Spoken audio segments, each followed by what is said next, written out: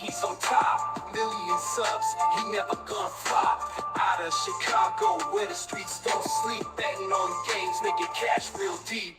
Crystal ball for sports, he knows the lines. He's a sports aficionado, the money he finds. From football to basketball, he's always on point. Predicting winners never disappoints. He's got that hustle, that Chicago vibe. Making moves on the streets, cash on the side. With E, you know it's always a bet. He's the king of the game, never forget.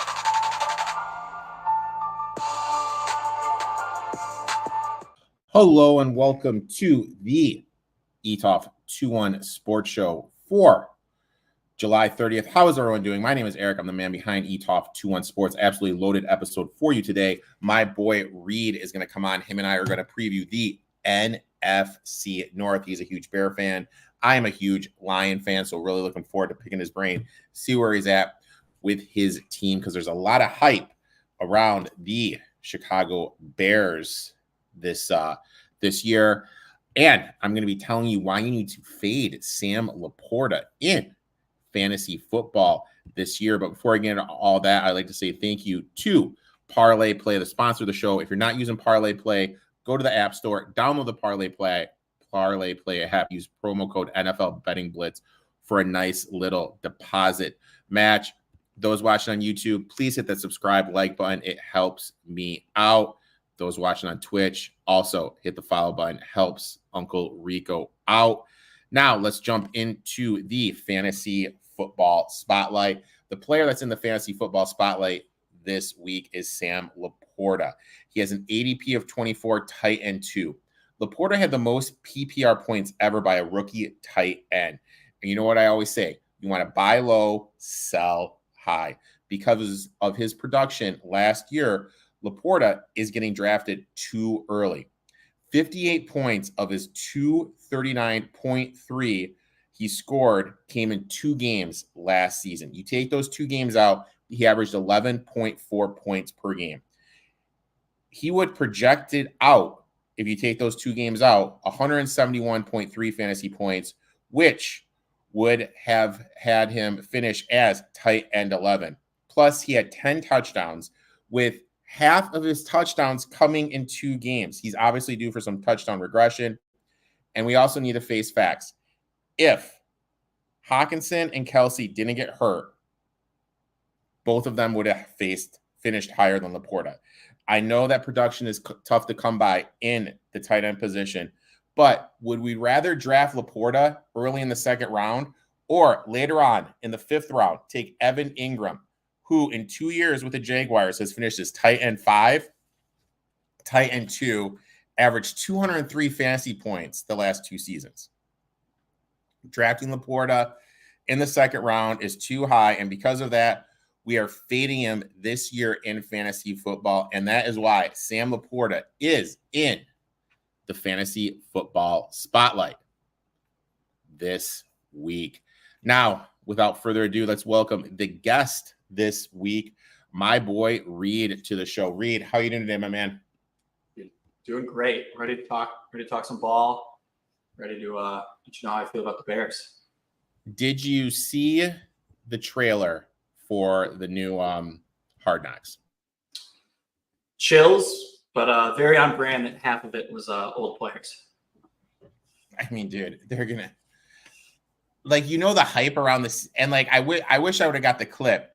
Last year when you came on this, I played it out for the scenario that the Bears finished with the top pick. And you know what? A lot of what I said came true. I mean, they finished a little better, but they did, finish last in the division, my man. Yeah. Well, what do you think Carolina for the top pick? Hey, man, top pick is the top pick. So let me start by saying this. For those watching for the first time, we're going to go team by team. Reed will give his thoughts. I will give my thoughts. Share any bets we have. As I'm going to mention, we are starting with the Chicago Bears. 35-1 to win the Super Bowl, 15-1 to win the NFC. NFC North plus 275. Make the playoffs, yes. Minus 115, no. Minus 105. Over under of 8.5. What say you, my friend? What do you think of your? I mean, listen, it was obviously like a dream off season. It was unbelievable getting Odunze, Allen, Swift, and Caleb Williams, and many more. Kevin Byard, more guys that came on. But I will say the hype has started to get me a little nervous. I'm tempering expectations for the offense, at least. I think the defense can be really good, but I'll start with the offense. Obviously drafted Caleb Williams. I think that's going to be an upgrade over Fields pretty instantly in terms of the passing game. Obviously, the weapons are upgraded. You have a top 10 pick and receiver, Odunze, Keenan Allen, who's a QB's best friend on third down, just came off a great year with Herbert. I have a little reservation about the interior, their O-line.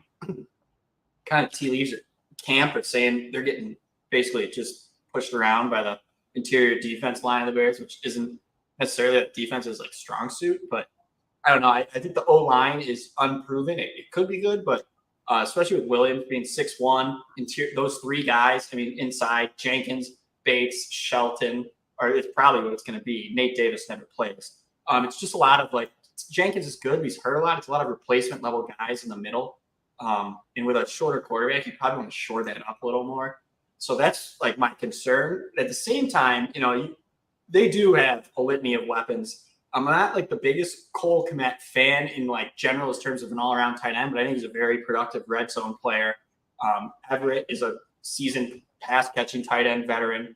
You have Allen, Odunze, Tyler Scott has flashed in camp, and DJ Moore. They just signed to a 4-year, $110 million deal as well. So they're going to be a tough cover.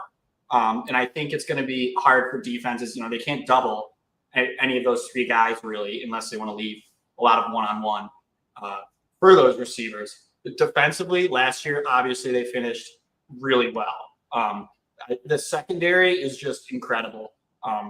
Byard, I know he's a little old, but we can get 1-2 good years out of him. And then we have Jaquan Brisker at safety, Gordon, Johnson, and Stevenson might be the best three corners in the league. This secondary is really good. And I think this defense is going to carry this team early on as the offense kind of finds its footing. They've got a new coordinator, Shane Waldron, coming from Seattle. He provides Geno Smith career. And, even in Seattle, he had those three receivers, Smith, Najigba, Metcalf, and Lockett. He's kind of used to spreading the ball around. So I think the defense is going to carry this team early on. Eberflus last year, once he took over the biggest Eberflus guy as a head coach, no.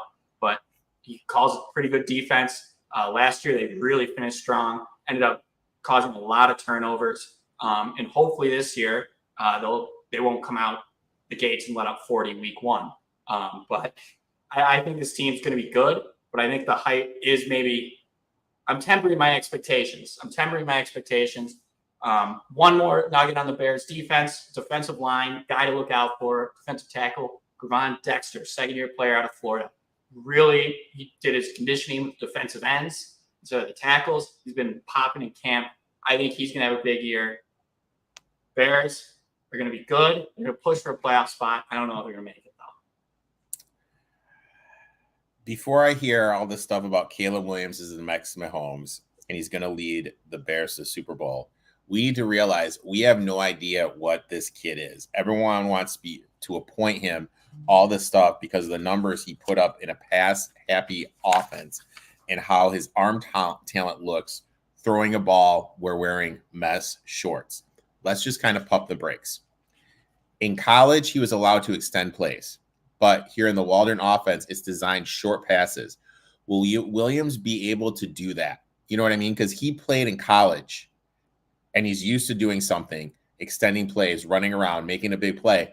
Now it's like, okay, 3 steps, get it out. 3 steps, get it out. Is he going to be able to make that change? Bears want to play fast. Can he do that? In the Waldron offense, the whole idea is you get to the line, he's talking in the quarterback's ear about the coverage and everything. But we all know at the last 15 seconds, that communication's cut off. Is he going to be able to recognize and get everything to the other players on the offense about the coverage, the blitz, and everything? I don't know if he's going to be able to do that. You know what I mean? That's my worry. gotta push back here. Yeah, the Lincoln Riley offense in college is heavily known as very QB dependent. Look at the guys that have come out of that and how they performed right away. Baker Mayfield, rookie year, pretty good. Jalen Hurts, when he first got in, was pretty good. Kyler Murray, rookie of the year. Those guys came in pretty ready to play while being under Lincoln Riley. I would think Caleb Williams would be pretty similar. And if you look at him when he does play quick and play short, he's accurate. He does have a quick release. I think he can play quick way better than anything that Fields ever could have, or than a lot of starting quarterbacks in the league right now. Like, I don't think it's crazy to think that he can come in and be pretty competent right away. But he's facing defenses he's never faced before. You know what I mean? Like, the level of defense he's going to be going against is something he's never seen before. It's not like the Pac-12 is known for like this all defensive team. And when he did play Notre Dame with a defensive coach last year, he didn't look that good. What about when he played Utah as a defensive coach? Dude, Utah's the Notre Dame game's one game. Did you watch this? Like, I know, but I'm just using that as an example, though. You know what I mean? Like, no, I know what you mean. It's not a sure thing. And like, he literally won shit. You can project a little. He won shit at the college level. I know he didn't win anything, but a 4-8 season before USC team was in the Pac-12 championship the next year, 5th in the country. And then got boat raced by Utah, whatever. Utah future coming in for a landing that year. How will the 800 yards rushing and 6 TDs that Fields is leaving be replaced? I know everyone's on the DeAndre Swift train, but let's just take a step back. In Detroit, Deuce Staley was on him for not living up to his potential, wanting him to work harder. He has he's gotten hurt a lot in the past, injury history. Got traded to the Eagles for a 4th and a 7th round pick swap. That's not that much. Then after 1 year, Eagles let him walk, replaced him with Barkley, who's older and cost about $5 million a year more. If Swift was anything, they're not going to do that. You know what I mean? Like, we got to kind of take a step at a look back and kind of say, you know what? Maybe DeAndre Swift isn't this thing we think he is. And this is his 3rd team in 4 years. That kind of says something for this guy that's supposed to be this offensive type back. Another thing with the offense, I know everyone is hyping up Allen, Odunze, and more, but the Waldron offense usually goes 2 tight end sets. Even if you look back at Seattle last year, a lot of 2 tight end sets. Now, is he going to realize, hey, you know what? I need to go more 3 wide, or is he going to stick with what he did? I expect this year a lot of Keenan Allen, 1 year rental, a lot of DJ Moore, who just signed that big contract, and Odunze to be more of a field stretcher this year. Not really do that much, just be out there. Next year, we'll see that big bump for him. Part of the reason I think they will go to the short passing game is the offensive line was brutal last year in pass pro, and they'll want to protect Williams to get the ball out of his hands so that way he doesn't end up like Carr. The big thing with the defense is they need rookie Booker to develop into a natural pass rusher. Eberflus defense doesn't blitz and likes to create pressure naturally. With Sweat seeing double teams, sometimes even triple teams, they need someone on the defensive line that can get to the quarterback. Personally, I think that's a lot for Booker, who is drafted in the 5th round. He was drafted in the 5th round for a reason. In the back 4, what's the next step for Stevenson? Will he look like he did the second half of the season? Because teams are going to avoid Johnson. They need him to look like he did the second half of the season, not like the first half of the season. Bears have the 3rd easiest schedule. I think that people want to hype this team into that new and upcoming team, and Williams is the new Mahomes. I think we just need to pump the brakes. I have a ton of questions about this team. I don't think I want to get invested of them. I am just passing. Chase chimes in. What are your thoughts on Moore's contract? I think it's a pretty good contract. I think they're paying him somewhere around like the 7th highest in the NFL for receiver right now. It's only going to get better with time, I think, especially after you see Jefferson sign his deal. Some guys are up next, and I think the price of receivers is only going up. So locking them in early and just getting getting him for what he is now, I think is better. It's better than what Dallas does, where they wait until the guy is at his peak to pay him. I'll say one more thing about the running back. I totally agree on Swift. I'm not sold. I will. Luckily, running backs don't, kind of make your break in this league. So Khalil Herbert and Roshan Johnson hopefully can pick up the slack. Pac-12 defense is a sham. Offensive power comes out of there because of the flaws of the talent that surround. You know what?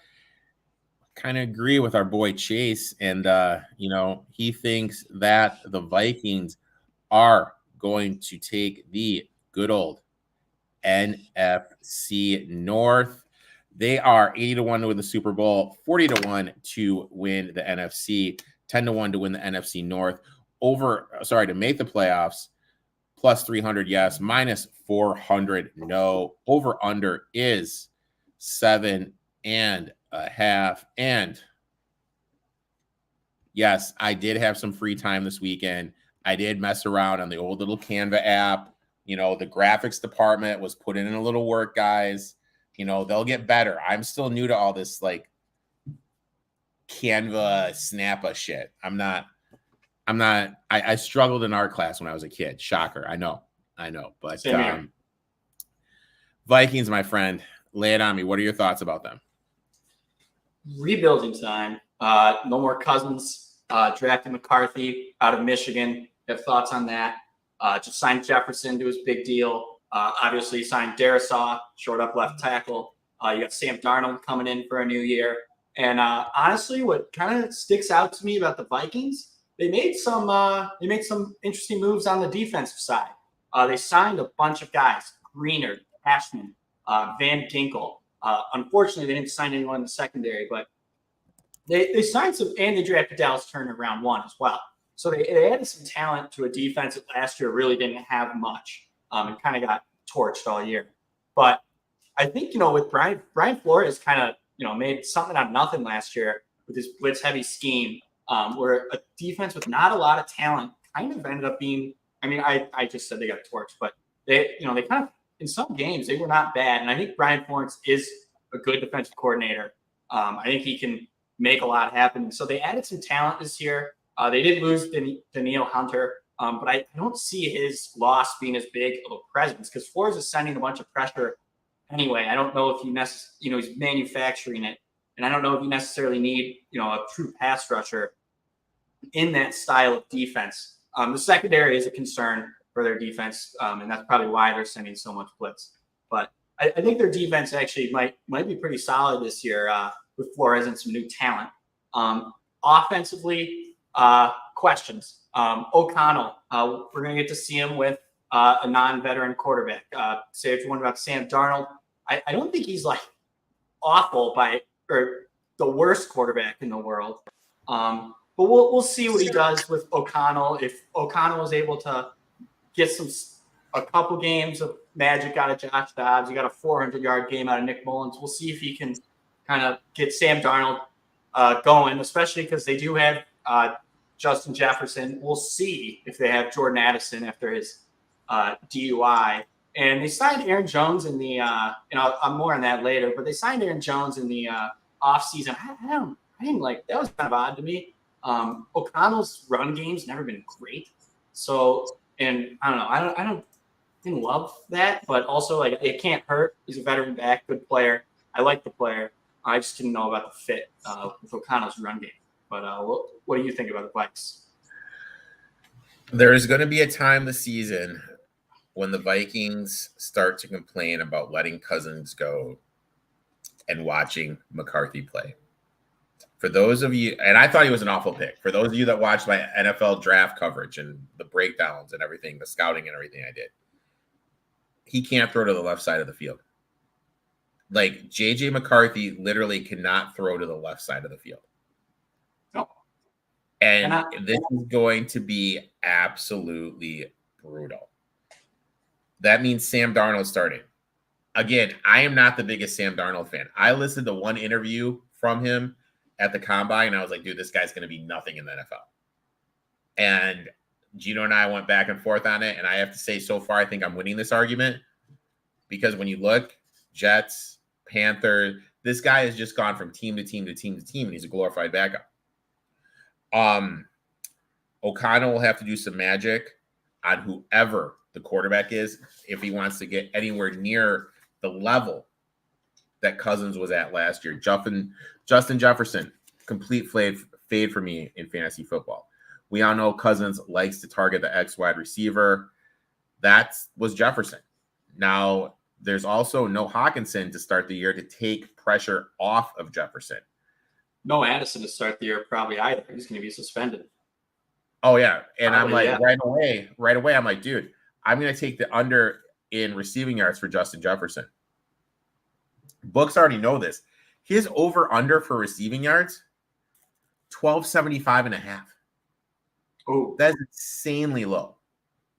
yeah. Offensive line, great last season, performed way better than I predicted. Third in pass blocking, will need to be solid, to protect whoever is playing. They brought in, you mentioned Aaron Jones to take over the starting running back position. More versatile, better fit for the offense than Madison was.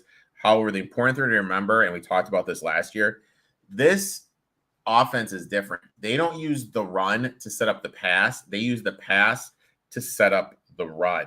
I really feel Jones is going to thrive in the O'Connell passing game because when you look at the running backs, since he's been at Minnesota, they've averaged 77.5 targets per year. So I don't think we're going to see it necessarily in the rushing game with Jones. I think we're going to see it in the receiving game with Jones. If I was in a standard league, I would not touch him. If I was in a PPR league, that is a player that I would tend to be interested in drafting. Vikings, as you mentioned, like to blitz and blitz often. They led the league in blitzes at a little over 50%.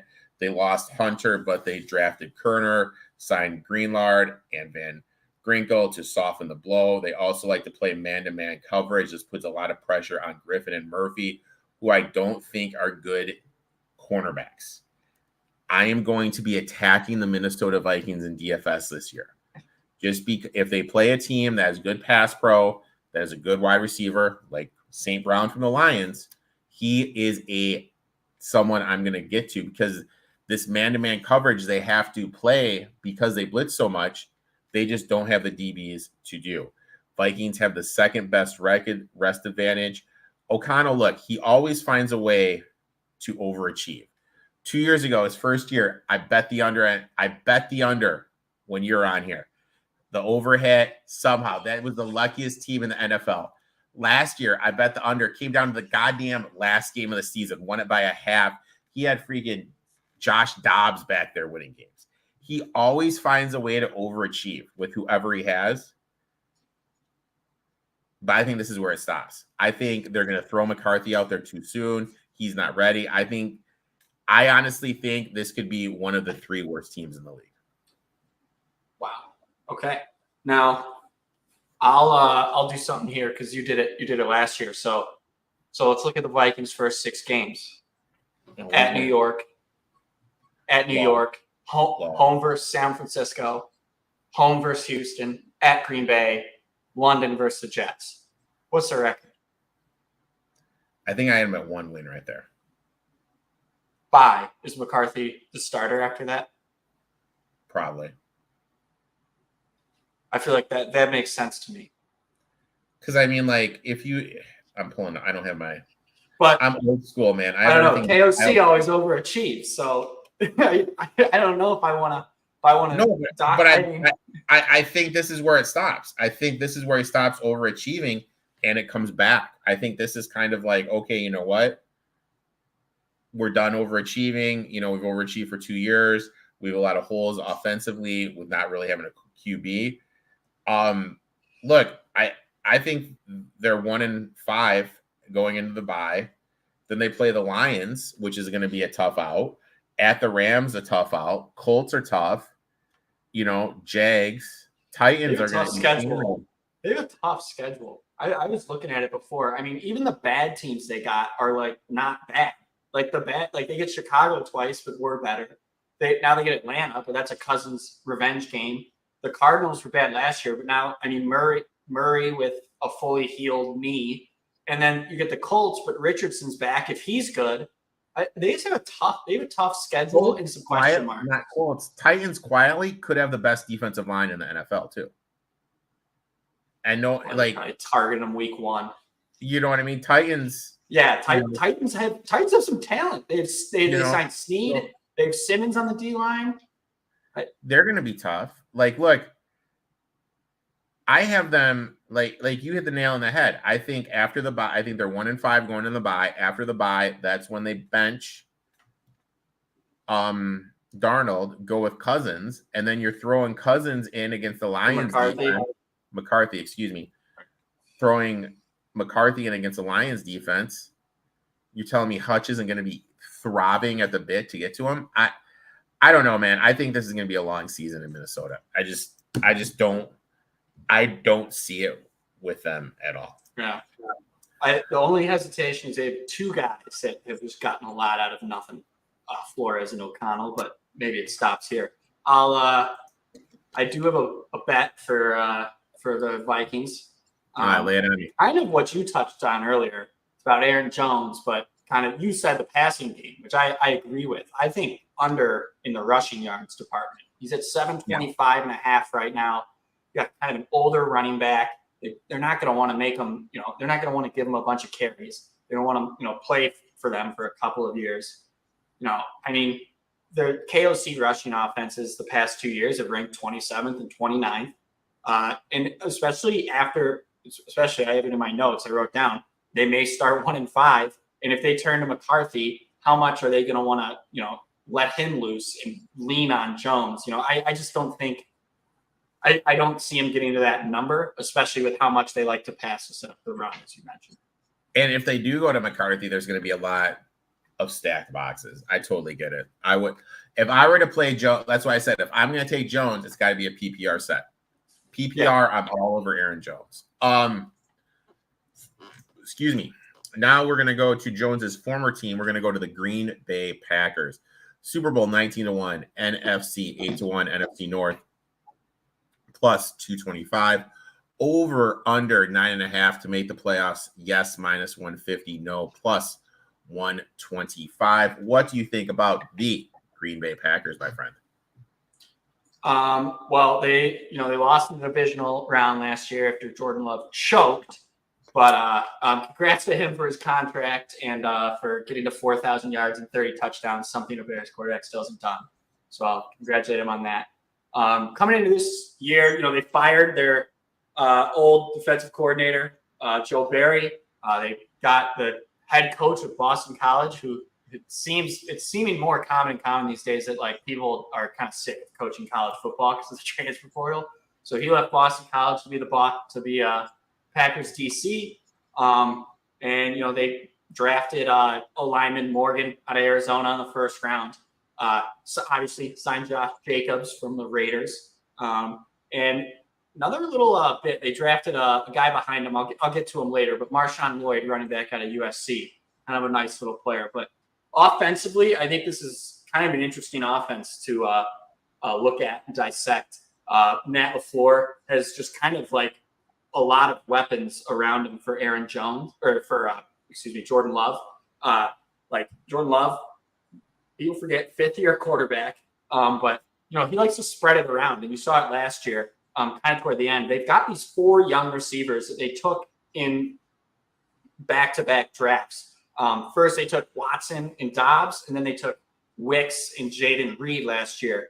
I think Dobbs is the best of the bunch there. Really good route runner, big receiver. I think the second one, a target for me in fantasy is kind of a sleeper is Wicks. Tavian Wicks, I believe he played at Kentucky. He's a nice little player. He caught touchdowns, Cowboys in the game. He runs really good routes. He was pretty raw coming into the year, so he didn't get into the games until kind of the second half of the year. But he runs good routes. He's got strong hands, big-bodied receiver. I like him over a Jaden Reed, who is a little smaller, could get banged up, but pretty good player himself.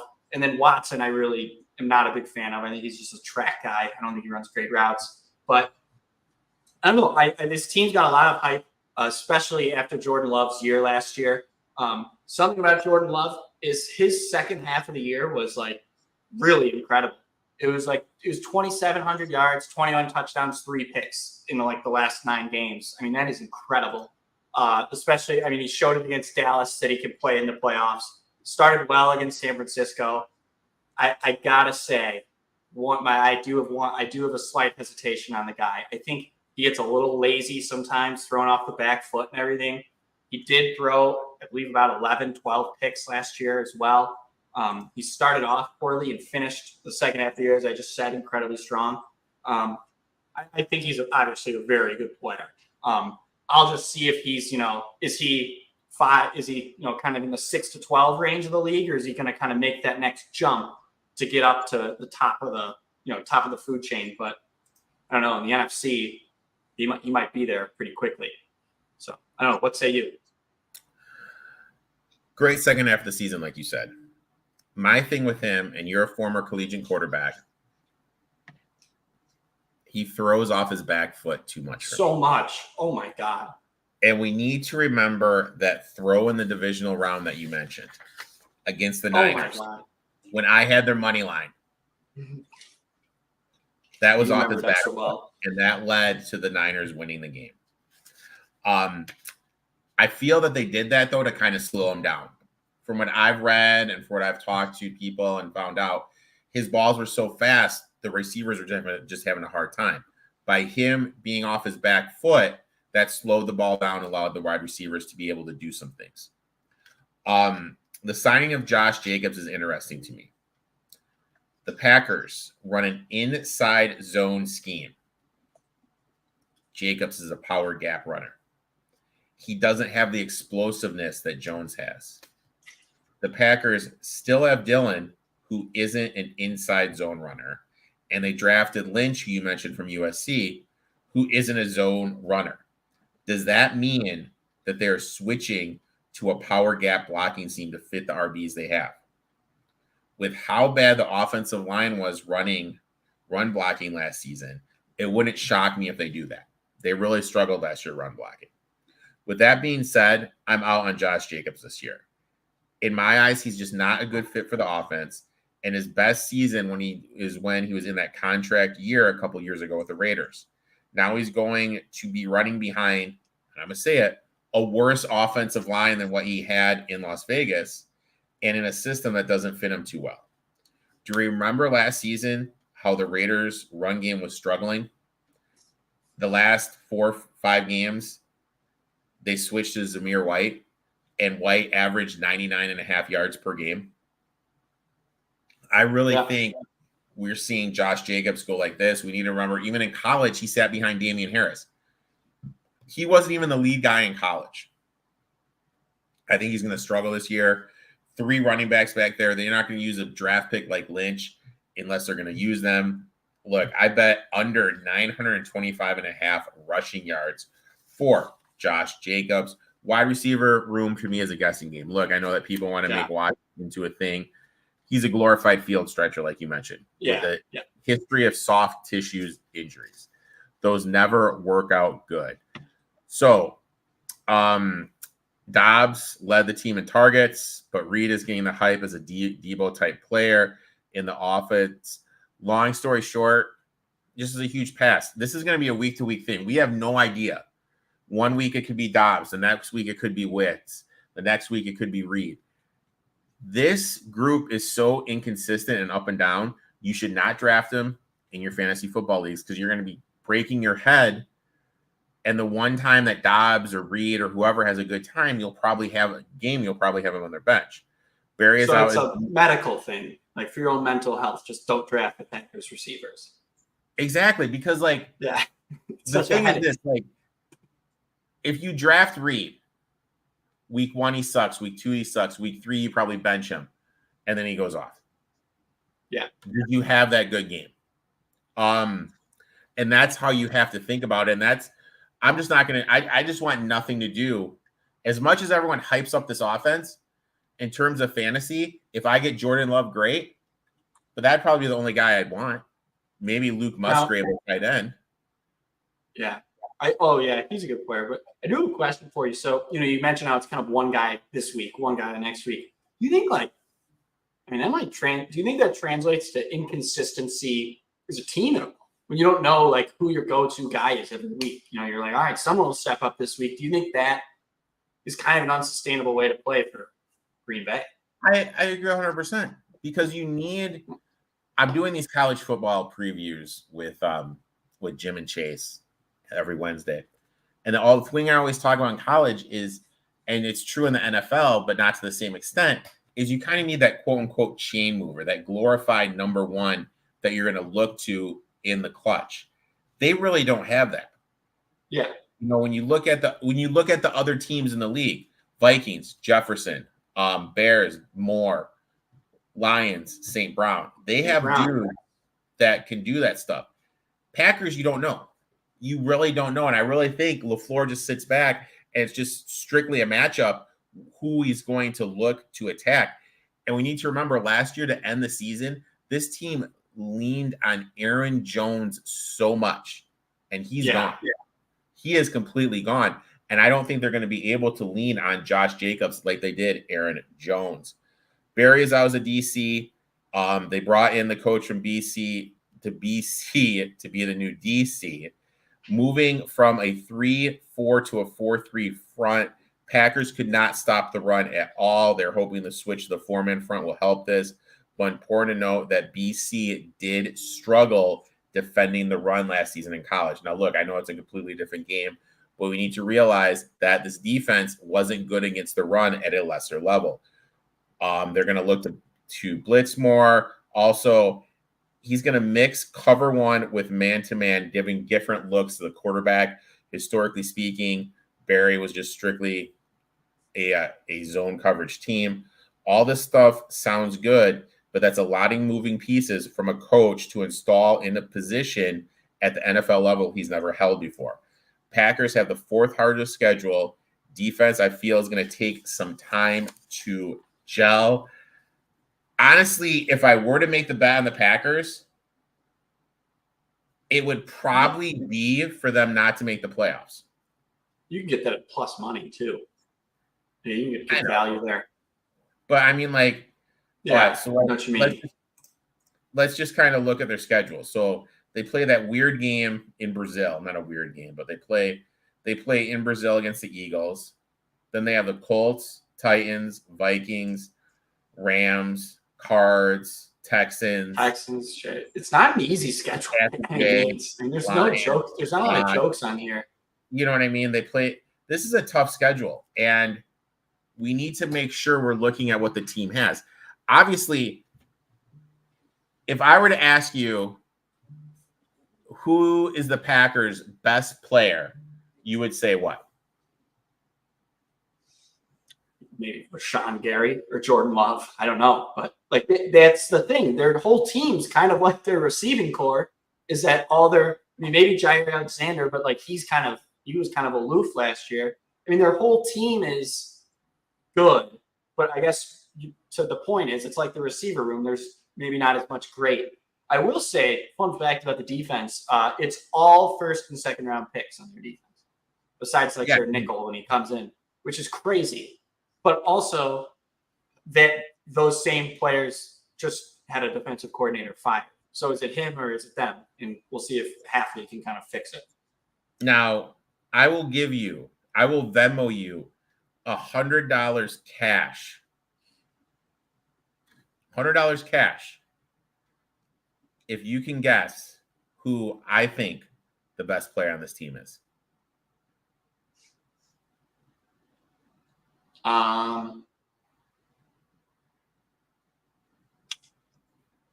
Probably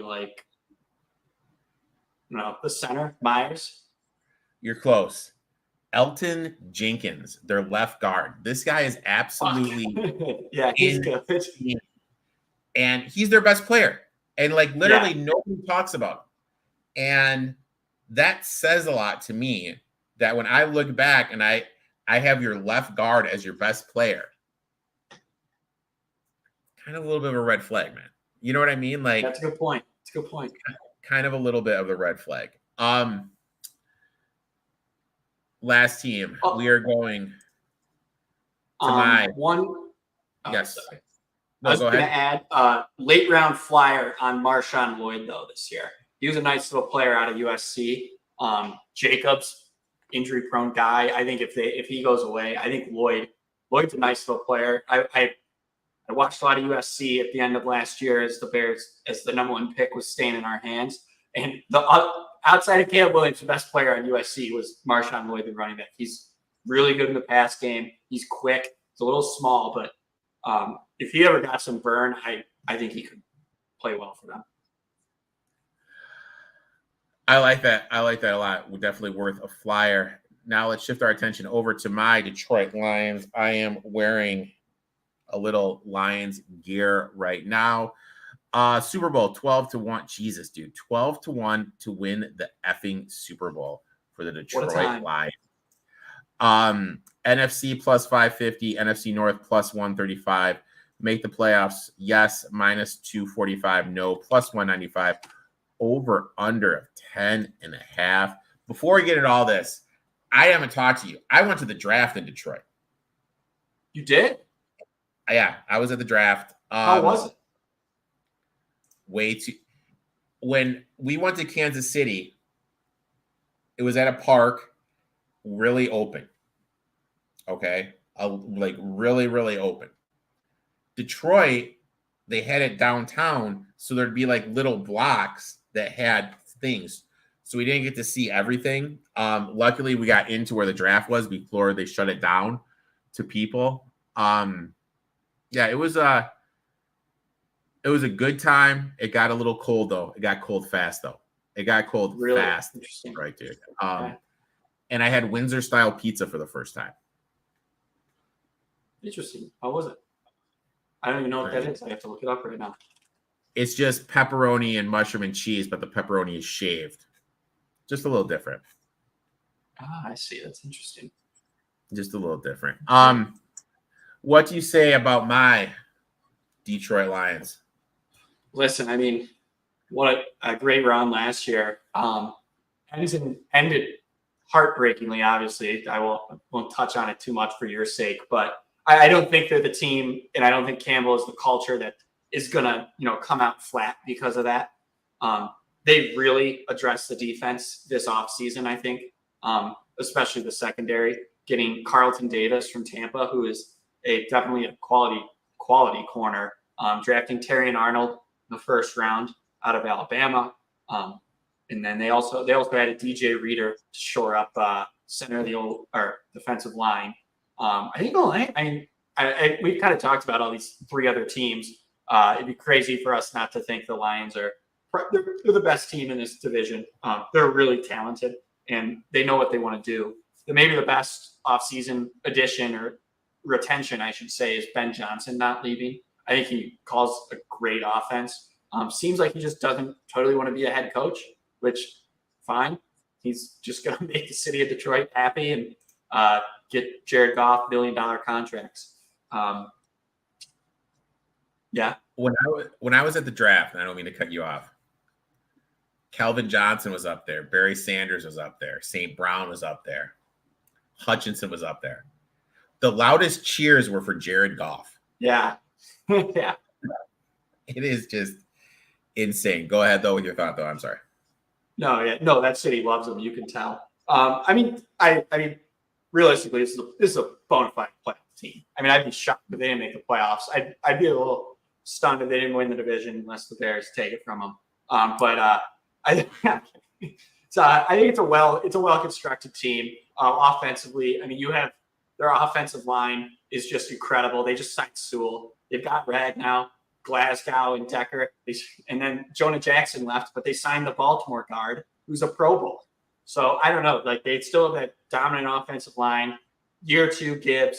People are, I'll mention this too. I'm kind of targeting Montgomery in fantasy because I feel like people are down on him, figuring Gibbs is just going to get a more share this year. I don't know why that would be the case. Montgomery's only 27. He was really efficient last year. I mean, obviously Gibbs will get like a little more burn, but I still think Montgomery's a good player.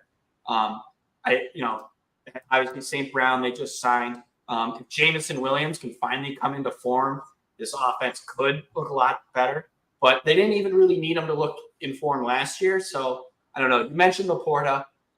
Yeah, I get your sentiment there. I do think he is a good player, though. I get the fade on him for fantasy. But I don't know. I think this is a good team. I think their opener is really interesting. Playing the Rams again. I'm a Rams team that probably won't be as good this year as last year, I don't think. And I'm probably targeting. I'm targeting Detroit week 1 there, especially at home. But I think this is a good team. I think Campbell's got them set up. I will add for them. I guess it's starting to be like last year was fun. They gotta kind of do it this year, or the next. But I forgot they added Davenport as well to help out the defensive line. So what do you think about this year's Lions? My first question is this: what do you think about Campbell's decision instead of kicking the 3 points to go for it in the NFC Championship game? Which time? Which time? The last time. I'm going to defend it a little because I would have done it earlier. But was the last one 49 yards or like 50 yards? No, it wasn't that long. I think it was the last one was like, oh, okay. So that was that one. I did not like that one. I understood the one that was from like 50 because I know Badgley was really struggled a lot that year. I know their kicker wasn't good, but the 39-yard one, I mean, that was probably you probably just got to kick that. But the fourth downs, though, in general, I think that's part of their success because I think that I am a proponent of doing that, especially the way they do it. When now the fourth down against the Cowboys from the 10 was insane, but I'm typically that was just so goddamn idiotic. Yeah. Oh shit! Here we go again with a Campbell rant. I will get to that rant in a second. I will get to that rant in a second. But I think in general, going for it on fourth down, actually, I do think if you do it at the right time and you do it a little more than average, I do think it helps your team. If you get reckless, is when you're kind of asking for something to go wrong. When you get reckless, and you got to feel the game flow as well. The thing that pisses me off is this. My boy O'Kane was on here. And it was right after that game against the Cowboys. And I said, the Lions aren't going to win it this year because Dan Campbell is like an angry gambler.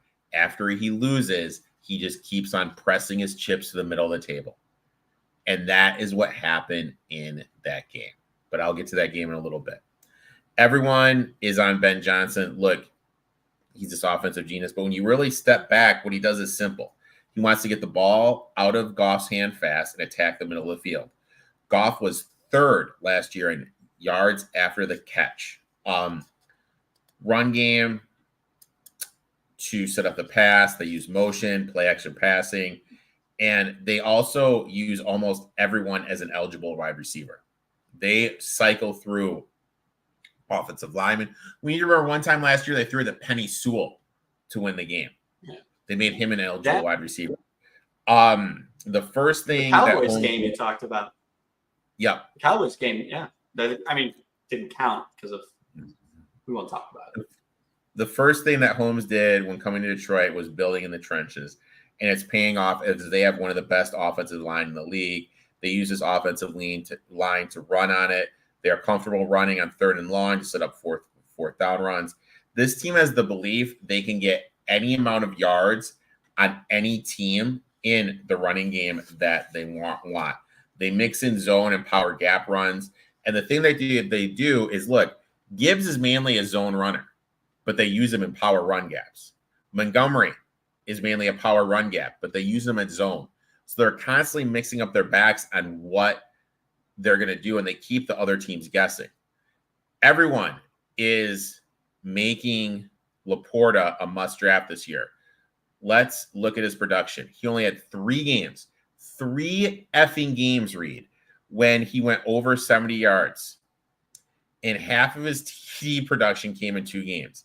If we take out his 3 best games, he only averaged 34.2 yards a game, with that stat and Williamson, who you mentioned, projected to command more targets, I expect a down year from Laporta. So I'm taking under 850.5 yards receiving for Sam Laporta. Chase, thanks for logging in. Appreciate you, my man. Lions switched to a 3-3-5 defense last season, which led to more blitzing. They blitzed the 11th highest rate last season, but the issue was they needed someone besides Hutchinson to be able to get to the sack. You mentioned Davenport. He has 3 sacks the last 2 seasons. 3 sacks the last 2. Well, they need him to get to the quarterback. They brought in DJ Reader to be the run stopper. Yeah. But this is a DJ Reader from a couple years ago when he was a man-child with the Bengals. They're getting a lot. I like the urgency from Holmes to get some free agents, but I feel like he's getting older free agents. And I wish he would address the defensive line in the draft like he did the offensive line. You look at it, they struggled defending the pass last season. Then they added Arnold in the draft, got Davis in the secondary, but they lost Gardner Johnson. Now, granted, I know he missed a lot last year with the injury, but they didn't get anyone to replace him. Lions will always be my team. And last year is so disappointing because the Super Bowl was right there. It was right there for them to step up and take it. They're up 24-7 and lost it. They blew it. And I really feel that someone on the coaching staff needed to kind of, I don't want to say pay the consequences, but be let go because of it. Probably Aaron Glenn, the defensive coach. But they kept everybody. And I really feel that this is the year. If the Lions are going to win it, they need to do it. But I don't know if Campbell is that guy. We've seen coaches before just be able to get a team to here, then they bring in a new coach that gets them to here. Is Campbell that's just the guy that, you know what I mean? Can he only get the Lions to here and then they go there? It's kind of like back in the day with the Pistons. Pistons had Rick Carlisle, great coach, won a title with the Mavericks. They let him go, hired Larry Brown. Very next season, Larry Brown got him a ship. I don't know. Maybe Campbell's the guy that can get him to like level 10, but not get them to the championship level. This is the year they have to produce, though. This is the year that they have to produce. I think everything kind of lines up. I mean, look, 12-1 to win it all. I'll probably bet it just because they're my team. I will say this, week 3, when they travel to Arizona, I will be hammering the living shit out of the Arizona Cardinals. Okay. Hammering the living shit out of the Arizona Cardinals that game.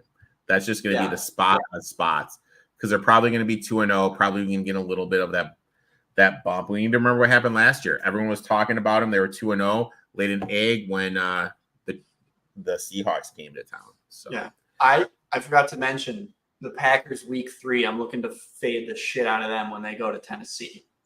They're going to be 2-0, I think, after beating the Eagles and Colts, and then they're going to and then Tennessee will blow them.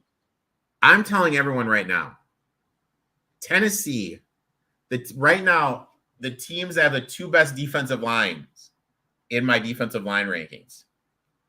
1, you ready for number 1? Yeah. Las Vegas Raiders. Yeah, I mean, Wilkins and Crosby. 2. Tennessee Titans. I mean, dude, their defensive lines are going to keep them in games. So, and when you play a team like the Packers, besides my boy Jenkins, who's the best player on the team, they have a little bit of questions. So, Reed, I'd like to thank you for coming on, talking some NFC North.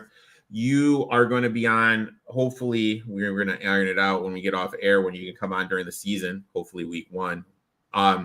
And lay out some bets. Why don't you tell everyone where they can find you on social media, my friend? You can follow me on Twitter at the handle right there. Hopefully you start posting more too. Yeah, sorry. I get into it during football, but in the off season, I'm a dormant Twitter user. Make sure to give my boy Reed a follow. We'll be back next week. My boy XFL Jim comes on, and we'll be previewing the AFC East, and that's always going to be a good one because we'll probably I'm not a Tua guy. He's a Tua believer. That's probably going to be 3/4 of the show. So make sure to check that out. Make sure to give Reed a follow, and we'll be back next week, boys and girls.